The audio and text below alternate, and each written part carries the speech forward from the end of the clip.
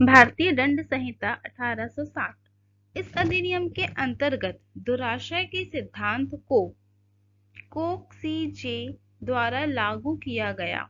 इस अधिनियम के अंतर्गत एक व्यक्ति किसी अपराध में निम्नलिखित रूप से भागीदार हो सकता है: यदि वह स्वयं अपराध करता है, यदि वह अपराध करने में भाग लेता है, यदि वह किसी अन्य व्यक्ति को अपराध कारित करने में अपना अभिकर्ता मतलब एजेंट बनाता है या प्रेरित करता है। इस अधिनियम की धारा 17 में सरकार को परिभाषित किया गया है। सरकार शब्द केंद्रीय सरकार या किसी राज्य की सरकार का द्योतक है।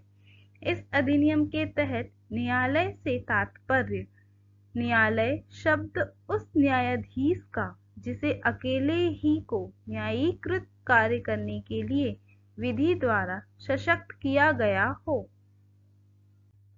इस अधिनियम की धारा 21 के तहत लोक सेवक से तात्पर्य लोक का कोई भी वर्ग या कोई समुदाय लोक शब्द के अंतर्गत आता है। इस अधिनियम की धारा 23 में सदोष अभिलाप का उल्लेख है।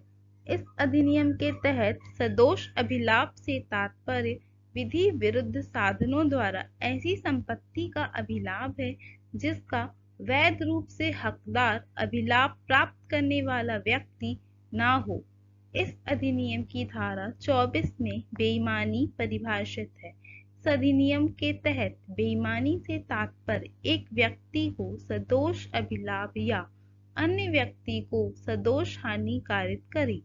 इस अधिनियम के तहत न्यायाधीश से निम्न का तात्पर्य है: प्रशासनिक न्यायाधिकरण का सदस्य, कलेक्टर, अधिकारिता का प्रयोग करने वाला मजिस्ट्रेट, पंचायत का सदस्य।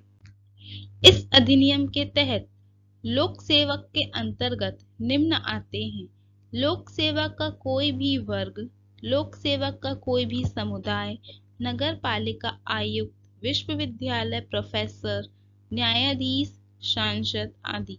इस अधिनियम की धारा 22 में चल संपत्ति को परिभाषित किया गया है। इस अधिनियम के तहत चल संपत्ति के अंतर्गत भूमि और वे चीजें जो भूबद्ध हों या भूबद्ध किसी चीज से स्थायी रूप से जकड़ी हुई हों नहीं आती है। इस अधिनियम के अंतर्गत न्यायालय के अंतर्गत सैनिक न्यायालय नहीं आता है। इस अधिनियम की धारा 25 में कपट को परिभाषित किया गया है।